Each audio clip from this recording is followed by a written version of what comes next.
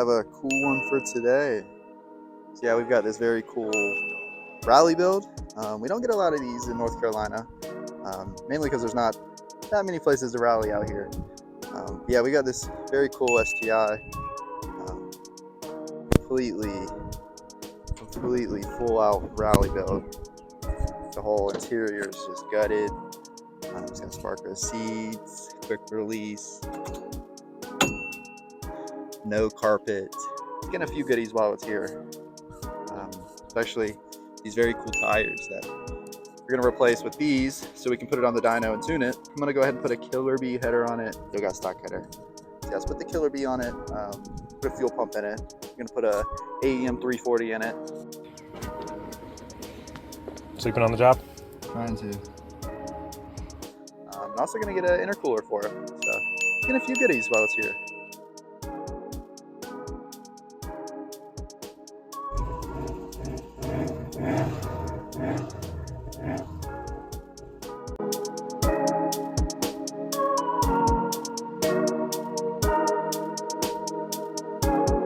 Still got a stock exhaust, still stock downpipe with stock cat.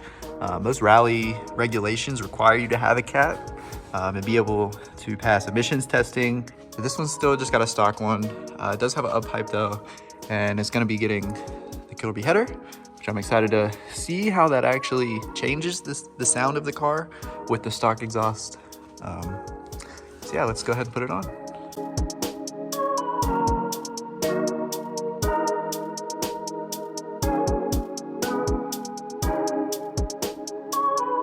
So we finally got the old header off. Yeah, off camera, we actually talked to the owner of the car, and he wants to go ahead and do a IAG oil pan. So we're gonna put this on off camera. I already pulled the stock one off and actually looked in there, and it's got a pickup on it. We were told this is a built motor.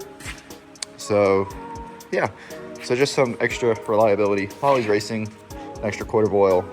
Pretty quality pickup.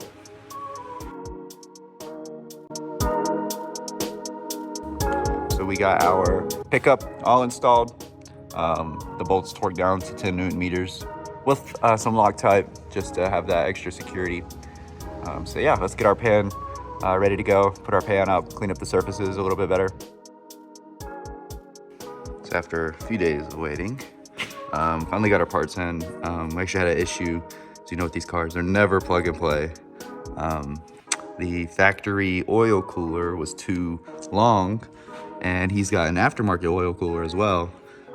So the filter wouldn't go on with the new header. These is very close. I actually had to order a OEM oil cooler from a 2015 plus STi. It actually fits very close, as you can see, but it is on with his other one.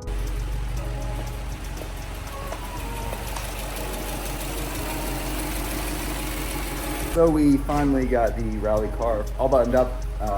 It's a lot quieter than I was expecting. I was expecting it to be a little louder. Much noise. Yeah, so she's running. Sounds great up here. No leaks. So yeah, this thing's turned out to be a pretty good project. So we did actually end up putting the car on the dyno. We did run into a few issues though. The car was making oh man, it was making around 9 pounds. Oh no. First we thought maybe the intercooler was coming off, and then we decided to just pull it off the dyno, pull the downpipe, make sure there's no crack in the wastegate. And as you can see, there was a crack in the wastegate. And then we put a used turbo on it, and then we found something pretty interesting. It's lunchtime, bro. I'm starving, but I found something. Look how small. Oh, it does have a restrictor. Look at that. And it's siliconed in there. Ah, pull straight off.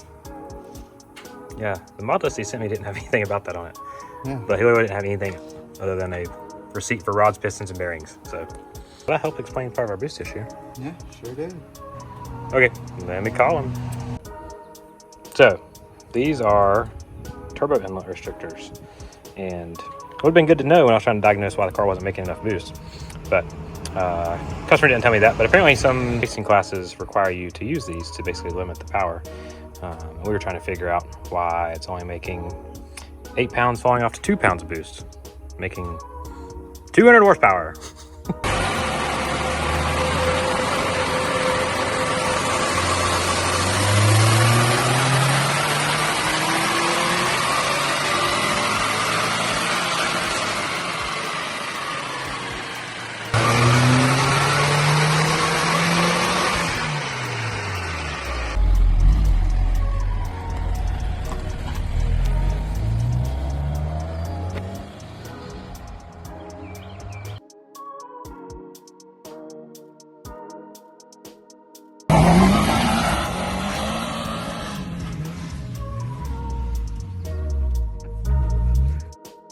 So rally car racing is really cool, and I actually did my senior project in high school on rally car racing.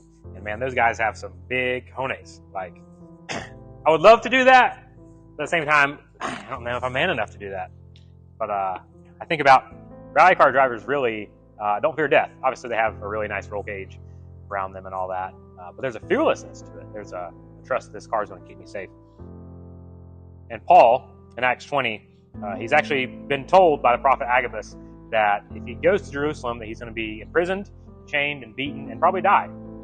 And yet, in Acts 20, Paul calls the elders and the pastors together in Ephesus and says, "You guys know I haven't shrunk from declaring to you everything that was profitable and teaching you in public from house to house, solemnly testifying both to Jews and Greeks of repentance towards God and of faith in our Lord Jesus Christ.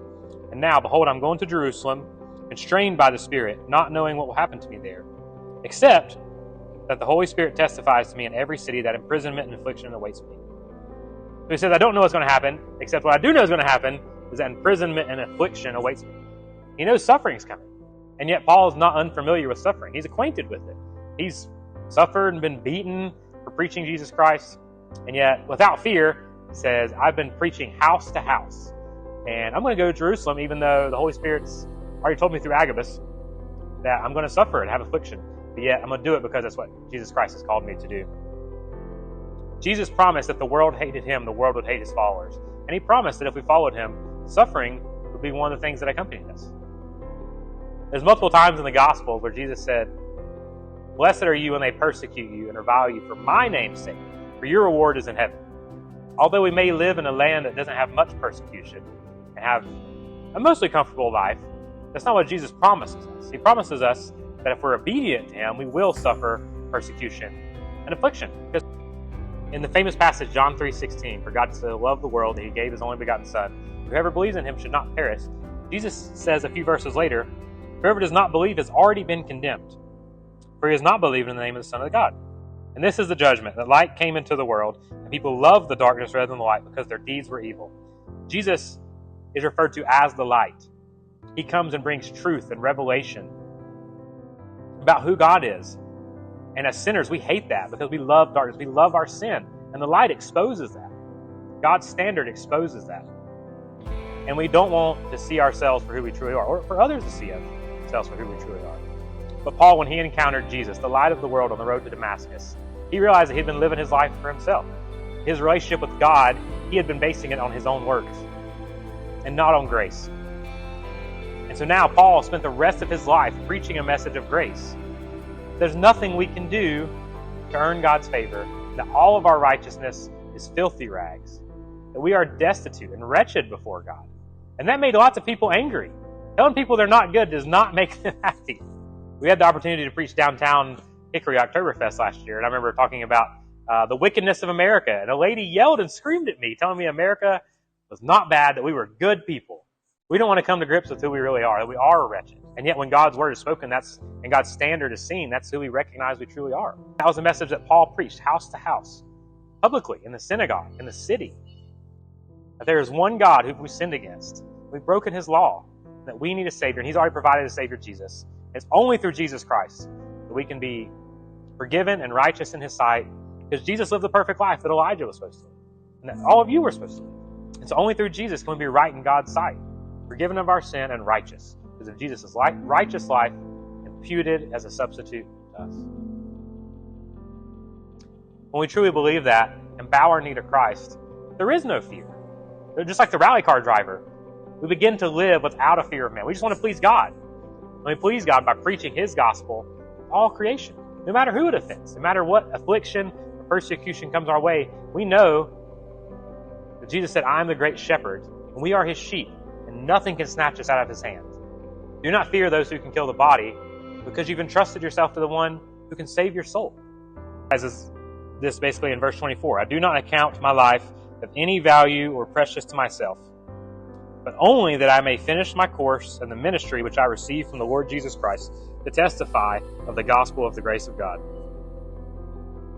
And with these brothers he loves, he says, I know that none of you will see my face again, but I testify to you that this day that I am innocent of the blood of all men, for I did not shrink from declaring and preaching to you the whole counsel of God.